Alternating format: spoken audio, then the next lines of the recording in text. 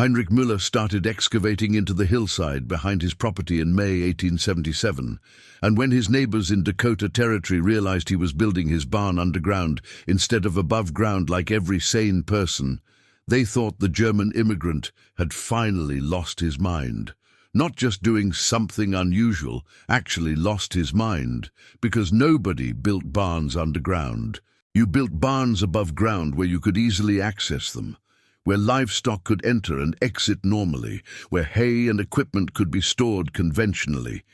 You didn't dig into a hillside and bury your barn like you were hiding treasure or creating a mine shaft. That was insane. That was a waste of labor that would result in a damp, dark, unusable structure that would kill livestock instead of sheltering them.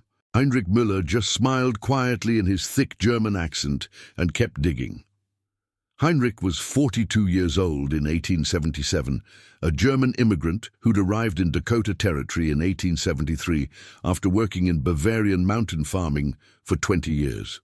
He'd brought with him knowledge that most American homesteaders lacked, understanding of how earth-sheltered structures could protect livestock and maintain stable temperatures year-round.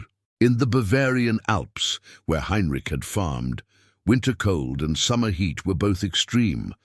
Smart farmers had learned centuries ago that partially underground structures stayed cooler in summer and warmer in winter than exposed buildings. The earth itself acted as insulation and thermal mass, moderating temperature swings that could kill livestock or spoil stored food. Heinrich had spent 3 Dakota winters watching his neighbors lose cattle and horses to cold, despite having what they considered adequate barns. The conventional above-ground barns, wood-framed structures with board walls and shingled roofs, provided shelter from wind and snow, but they didn't provide thermal protection. When temperature dropped to 30 below, the barn interior dropped nearly as low.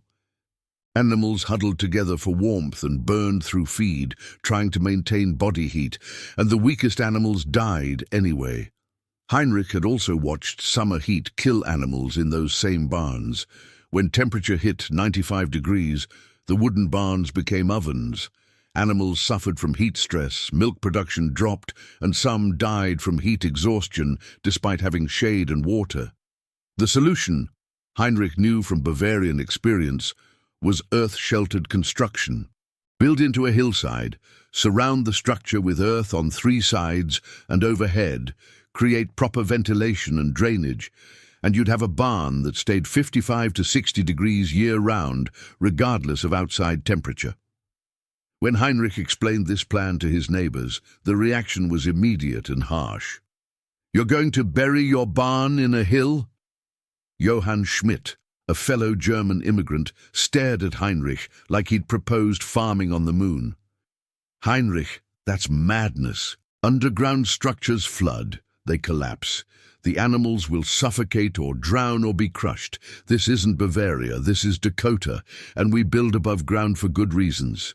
In Bavaria, earth-sheltered barns last centuries. The earth insulates, temperature stays stable, animals thrive. Bavaria has different soil, different climate, different everything. You can't just apply old country methods to Dakota and expect them to work. You'll kill your animals and waste months of labor on a structure that fails. The principles are the same. Earth insulates everywhere, not just Bavaria. If I excavate properly, provide drainage, ventilate correctly, the structure will work better than conventional barns." Johann shook his head slowly. "Heinrich, I say this as a friend and fellow German. You're making a terrible mistake. Buried barns are old superstition, not sound farming. Build a normal barn like everyone else. Don't risk your livestock on untested foolishness." But Heinrich had already calculated the risks.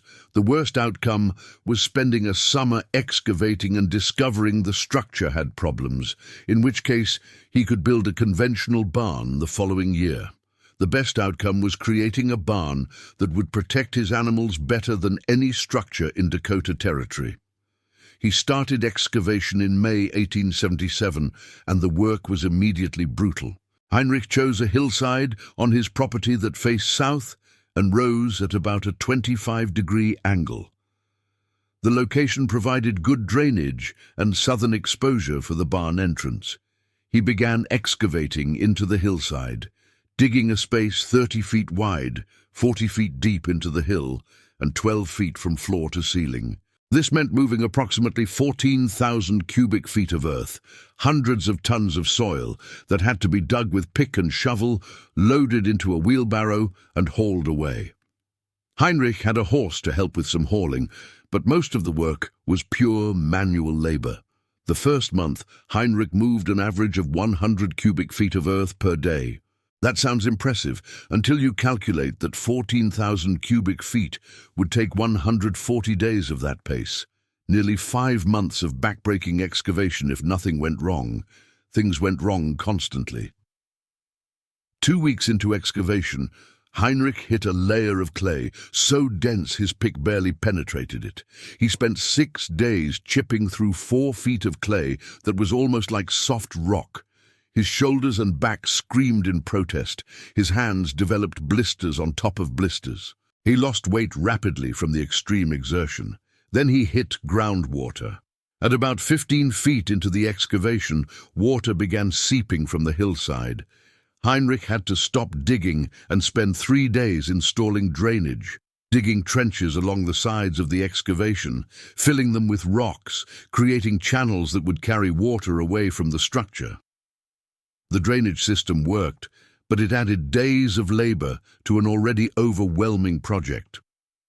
Neighbors who rode by during construction watched with expressions that evolved from skepticism to genuine concern. "Heinrich, you're killing yourself," said William Parker, an American homesteader who'd been friendly despite the language barrier. "You've been digging for 6 weeks and you're maybe a third done. You look like you've aged 10 years. This isn't worth it." Heinrich, covered in dirt and sweat, leaned on his shovel and caught his breath before responding in his heavily accented English. "I finish by September, before snow.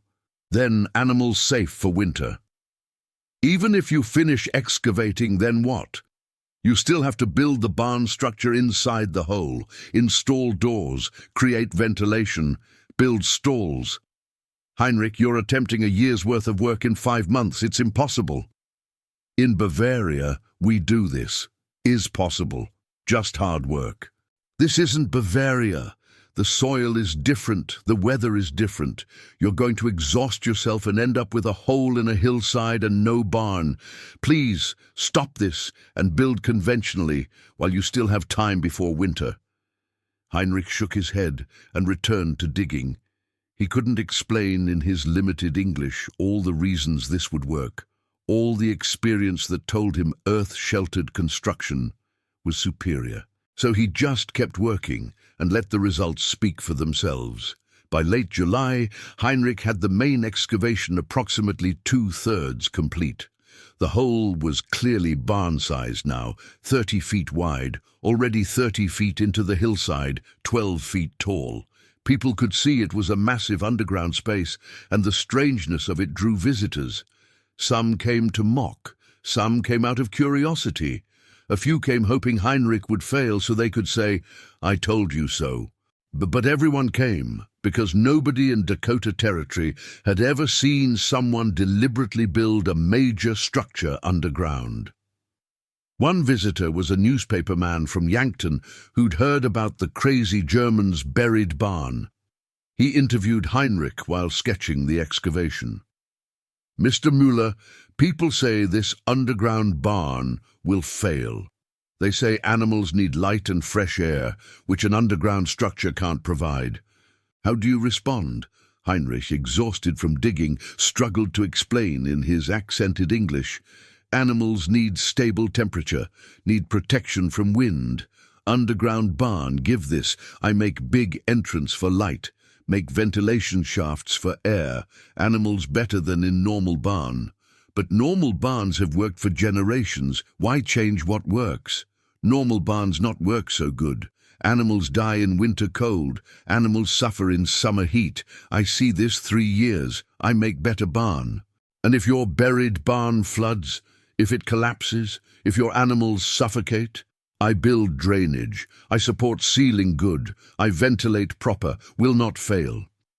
The article that appeared in the Yankton paper described Heinrich's project as an immigrant's ambitious gamble and included extensive quotes from neighbors predicting disaster.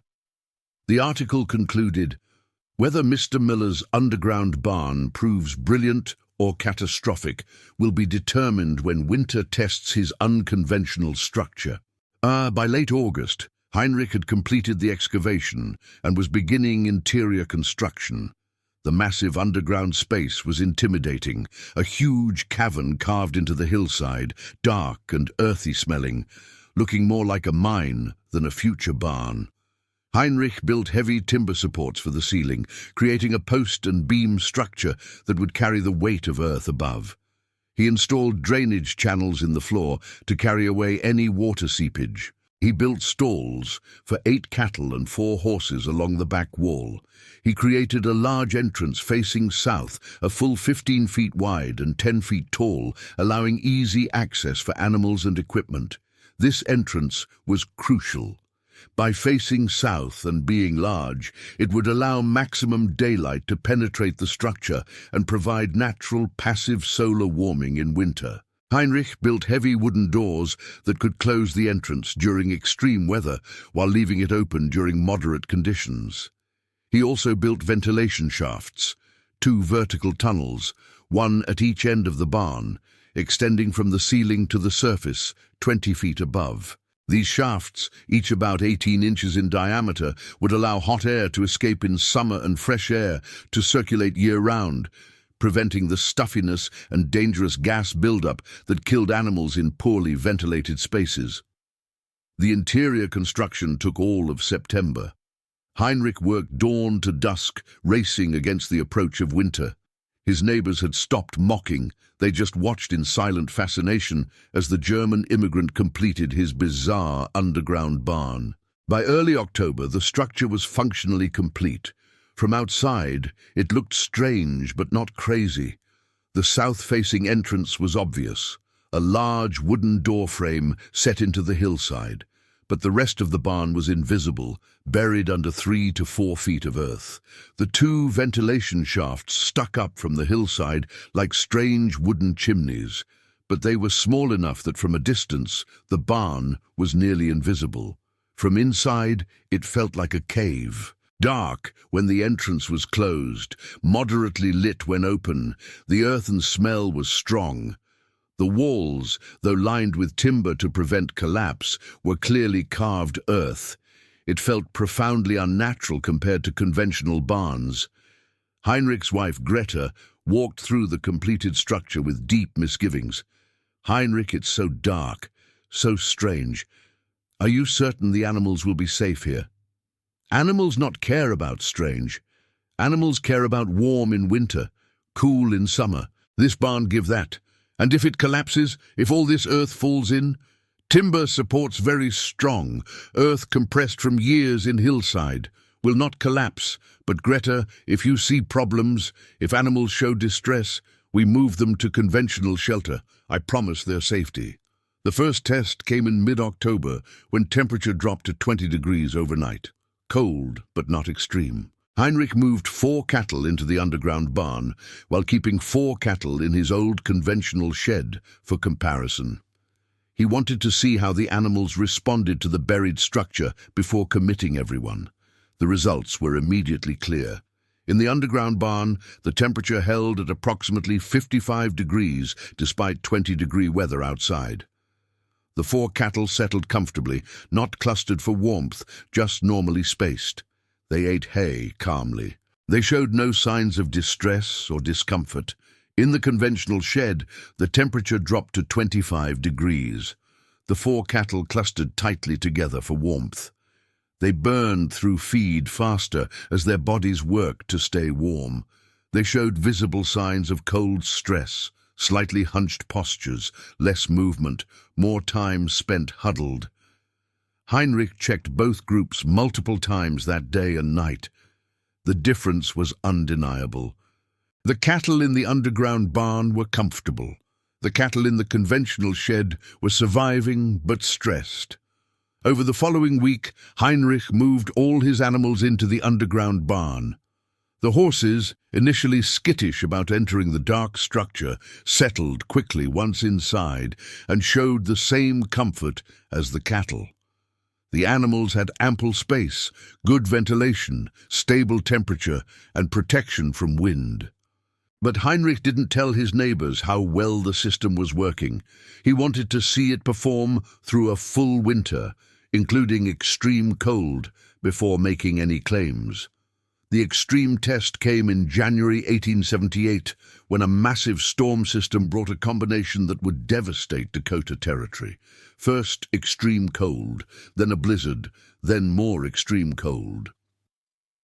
The cold phase started January 11th. Temperature dropped to 34 below zero and stayed there for 3 consecutive days. Every conventional barn in the territory became a desperate struggle to keep animals alive. Johann Schmidt's conventional barn, well built with double-board walls, dropped to 28 below inside. His 6 cattle huddled together, burning through feed at triple the normal rate, their breath creating dangerous ice buildup on walls and ceiling. Despite Johann's best efforts, bringing extra hay, checking every 2 hours, trying to block drafts, 2 of his weaker cattle developed hypothermia and died on the second night. William Parker's barn, single-board construction, dropped to 31 below inside. His horses suffered terribly from the cold. One horse developed frostbite on its ears and muzzle. All his animals showed severe cold stress, shaking, hunched postures, refusing to eat despite having food available. Across the territory, the story repeated. Animals dying from cold despite being in barns. Animals suffering despite their owners' desperate efforts. The conventional barn, the structure everyone said worked fine, was proving inadequate when tested by extreme conditions. 2 miles away, inside Heinrich Müller's buried barn, the temperature held at 58 degrees. The animals were comfortable, not just surviving, comfortable. The cattle stood or lay normally, not clustered for warmth. The horses ate hay and drank water calmly. No cold stress, no hypothermia, no deaths. The earth surrounding the barn, insulated by 3 to 4 feet of soil, and the hillside itself, maintained a stable temperature regardless of the 34 below conditions outside. Then, on January 14th, the blizzard hit. Wind screamed across Dakota at sustained speeds that tore roofs off buildings and pushed over weakened structures. Snow fell so heavily that visibility dropped to 0. Conventional barns, already stressed by extreme cold, now faced structural assault from wind and snow load. Johann Schmidt's barn lost part of its roof to wind. Snow poured into the structure, burying his remaining 4 cattle in drifts. Johann fought desperately to save them, but 2 more died from exposure when the barn's protection failed. William Parker's barn partially collapsed under snow load. The south wall buckled inward, and Parker had to evacuate his horses to his own cabin, bringing terrified horses into human living space because the barn had become more dangerous than helpful. Across the territory, at least 30 barns were damaged or destroyed by the storm. Animals died from exposure, from collapsed structures, from cold that penetrated even those barns that remained standing. The blizzard didn't just test conventional barns, it revealed their fundamental inadequacy for extreme conditions. Inside Heinrich's buried barn, the animals barely noticed the storm.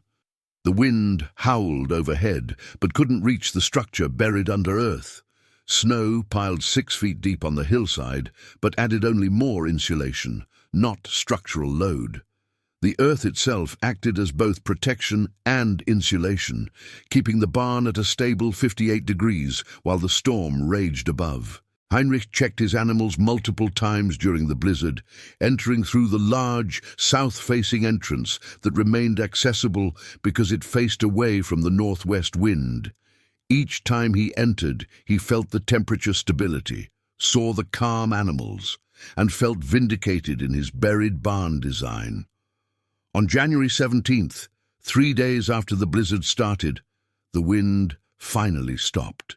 Heinrich emerged from his property to check on neighbors and discovered the scope of the disaster that would change Dakota Territory's understanding of barn construction forever. The landscape had been transformed by the storm. Snowdrifts reached 12 feet in some places. Trees were snapped or bent at unnatural angles, and across the visible horizon, Heinrich could see damaged structures, roofs missing, walls collapsed, buildings that had stood for years reduced to piles of broken timber. Heinrich's first stop was Johann Schmidt's property, less than 2 miles away. What he found there made him stop and stare in shock. Johann's barn, a structure Heinrich had helped build 4 years earlier, constructed with good timber and what everyone agreed was solid craftsmanship, was essentially destroyed. The south wall had collapsed inward, the roof had partially caved in, with one end sagging into the interior at a 45-degree angle. Snow had poured through the openings, burying everything inside in drifts that reached the remaining ceiling beams. And in the wreckage, visible through the collapsed wall, were 4 dead cattle. Johann was standing amid the destruction when Heinrich arrived, and the German farmer looked like he'd aged a decade in 3 days. His face was haggard, his eyes red-rimmed from either cold wind or crying or both. He was just standing there, staring at his dead animals, not moving. "Johann," Heinrich said quietly, not knowing what else to say. Johann turned slowly and looked at Heinrich with an expression mixing grief and something that might have been anger, not at Heinrich, but at the universe, at fate, at the injustice of having done everything right according to conventional wisdom and still losing everything. 4 dead, my barn destroyed. Heinrich, I built this barn exactly the way everyone said to build it. Good timber, double walls, solid roof, everything proper. And the storm destroyed it in 3 days. I'm sorry, Johann, very sorry. And your animals, your buried barn that I said would fail. All alive, all healthy, barn undamaged. Johann's face twisted with emotion, grief, vindication for Heinrich, and bitter self-recrimination all at once. I told you it would fail. I told everyone earth-sheltered construction was dangerous old country superstition that had no place in Dakota. I convinced people not to help you because I said you were wasting your time on something foolish. You were being cautious. You protected me from possible failure. No, I was protecting my own assumptions. I couldn't imagine that conventional building might be wrong, so I assumed your alternative must be crazy. And now my animals are dead, and yours are alive because I refuse to consider that different might be better. Heinrich had no answer to that. He stood with his neighbor in the ruins of the barn they'd built together, surrounded by evidence that conventional wisdom had failed catastrophically. "Can you help me build a buried barn?" Johann asked quietly. "I can't face another winter like this. I can't watch more animals die in a structure that's supposed to protect them." "Yes, this summer we excavate together. It's very hard work, but I teach you everything." Heinrich continued checking on neighbors and found similar devastation everywhere. William Parker's barn had lost its entire south wall and part of the roof. One horse had died from exposure when cold wind penetrated the damaged structure. The surviving horses had been moved into Parker's own cabin, where they'd spent 3 days creating chaos, knocking over furniture, defecating indoors, but at least staying alive in the only structure that could protect them. "My barn is destroyed, and my house smells like horse shit," William said with bitter humor when Heinrich arrived. "But the horses lived, which is more than I can say for a lot of animals." "Heinrich, I heard your buried barn made it through fine." "Yes, no damage. Animals comfortable whole time." William shook his head slowly. "We all thought you were crazy, digging into a hillside, burying a barn under earth like some kind of mine shaft. And now you're the only person in the territory whose barn survived intact. Heinrich, will you teach me how to build one?" "Yes. Many people will build earth-sheltered barns after this. Summer will be busy." As Heinrich made his rounds, the pattern repeated. Conventional barns damaged or destroyed, animals dead from cold or exposure. Farmers who'd mocked Heinrich's buried barn, now desperate to learn how he'd done it. Some of the destruction was even worse than Johann's or William's barns. Margaret Olsen's barn had completely collapsed under snowload, killing all 6 of her cattle at once when the roof and walls fell in. Thomas Eriksson's barn had been pushed off its foundation by wind, tipping at a 45-degree angle and making it impossible to use. The Morrison family's barn had lost its roof entirely, leaving the structure open to the sky and useless for shelter. Dakota Territory officials later estimated that more than 60 barns were destroyed or severely damaged in the January 1878 storm. Animal deaths exceeded 300 across the affected region. Some farmers lost their entire livestock herds. Years of work and investment wiped out in 3 days. And in the middle of this devastation, Heinrich Müller's buried barn sat undamaged and invisible, protected by the earth that everyone had said would be its downfall. A week after the storm, a reporter from the Yankton newspaper returned to interview Heinrich, the same reporter who'd written about an immigrant's ambitious gamble the previous summer. "Mr. Müller, your buried barn survived the storm that destroyed conventional structures across the territory. Were you surprised by this outcome?" Heinrich, tired of being asked if he was surprised by results he'd expected, responded with unusual directness. "No surprise. Earth protect barn from wind. Earth insulate barn from cold. This I know from Bavaria. This I tell people before building. People not believe until storm prove it. Your neighbors say you're a genius. Do you agree with that assessment?" "Not genius. Just use knowledge from experience. Bavarian farmers build earth-sheltered barns for many generations. Not genius, just not forgetting what old farmers teach. What do you say to those who called your buried barn crazy, who said it would fail?" Heinrich paused, considering his words. "I say nothing. The barns speak for itself. Their barns destroyed, animals dead. My barn's strong, animals alive. Sometimes the thing that looked crazy is the thing that worked best." The article that appeared in the Yankton newspaper was dramatically different in tone from the previous year's skeptical piece. The headline read, "Immigrants crazy, buried barn only structure to survive storm. Conventional wisdom proved catastrophically wrong." The article described Heinrich's barn in detail, explained the earth-sheltered principle, and included testimony from multiple neighbors who'd lost animals and barns. It concluded, "Mr. Müller's buried barn, which drew mockery and predictions of failure, has instead proven to be perhaps the most practical and durable agricultural structure in Dakota Territory. What appeared to be old country superstition has revealed itself to be superior engineering. The impact on the farming community was immediate and profound." By spring 1878, 17 families had approached Heinrich asking for help or advice building earth-sheltered barns. Heinrich couldn't help everyone personally, but he held several group meetings where he explained the principles. Choose a hillside with good drainage and southern exposure. Excavate deep enough for adequate earth coverage. Install proper drainage systems. Create adequate ventilation. Build strong timber supports. The excavation work became a community effort. Neighbors who'd mocked Heinrich the previous year now worked together, digging into hillsides, learning that the backbreaking labor was worth the result. Some families worked in groups, taking turns excavating each other's barns to make the work less overwhelming for any single family. Not every earth-sheltered barn succeeded.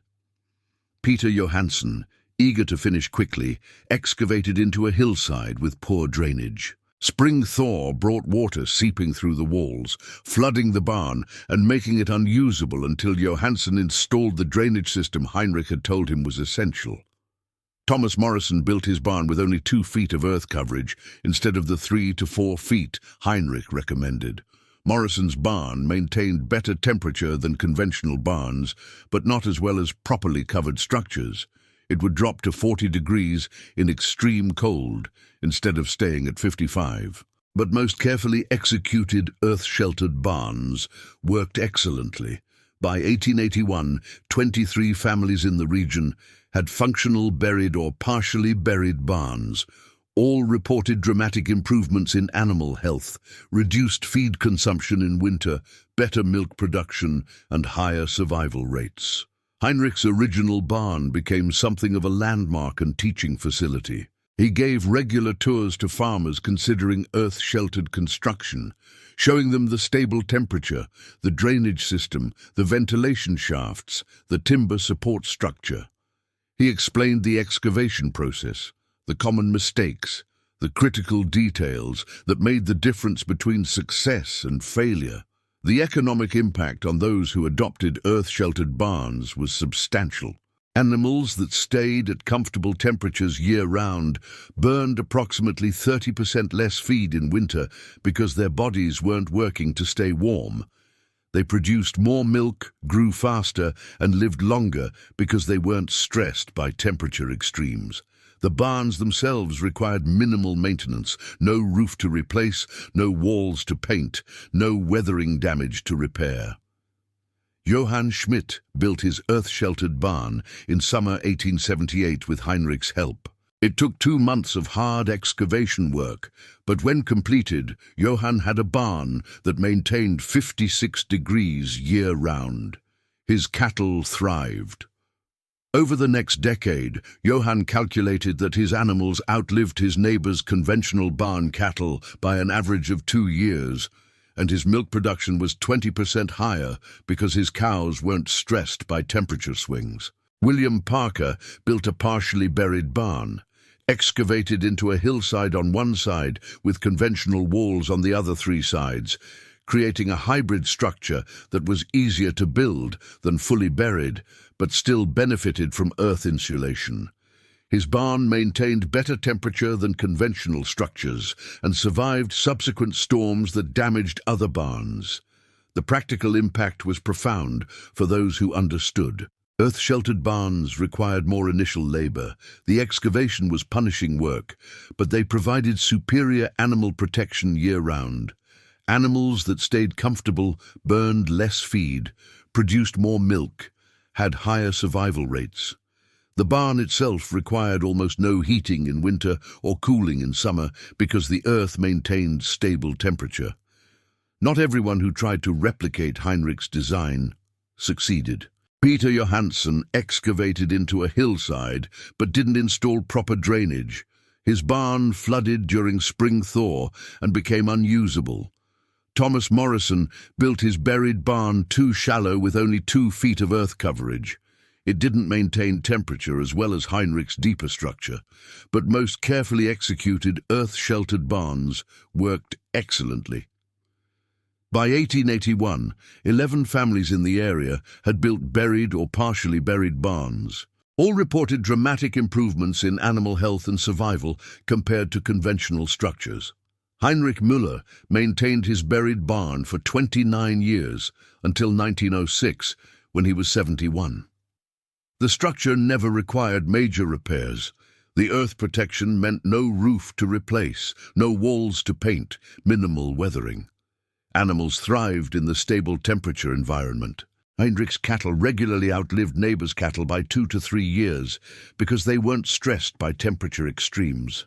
The barn was used by subsequent owners until 1934, when the property changed hands and the new owner, unfamiliar with earth-sheltered design, feared the structure was unsafe and built a conventional barn. The buried barn was abandoned but not filled in. In the 1970s, agricultural historians discovered the structure still intact after nearly 100 years. The timber supports showed wear but hadn't collapsed. The drainage system still functioned. The stable temperature, still around 55 degrees, demonstrated that the thermal principle Heinrich understood in 1877 remained valid a century later. Heinrich Müller built a barn underground when everyone said he was crazy. They mocked the buried structure and predicted his animals would suffocate, drown, or freeze in the dark earth-covered space. They said conventional above-ground barns were proven and adequate, and that earth-sheltered construction was old country superstition. Then the storm came with 34 below cold and a blizzard that destroyed barns across the territory. And Heinrich's buried barn maintained 58 degrees, while animals in conventional barns died from cold and exposure. The barn, buried under earth, survived conditions that destroyed surface structures. The dark underground space that looked unnatural provided better protection than conventional light-filled barns. The old country method that seemed like superstition proved superior to American conventional wisdom. Heinrich Müller wasn't crazy. He was educated by 20 years of Bavarian mountain farming and practical enough to apply that knowledge even when everyone said it wouldn't work. He dug into a hillside for months, moved hundreds of tons of earth by hand, and built something that looked impossible but functioned perfectly. The barn is still there, abandoned and forgotten, but intact after nearly 150 years, still maintaining stable temperature, still proving that sometimes the strangest solution is the one that actually works. Heinrich Müller knew that in 1877. It took one catastrophic winter storm for everyone else to learn it.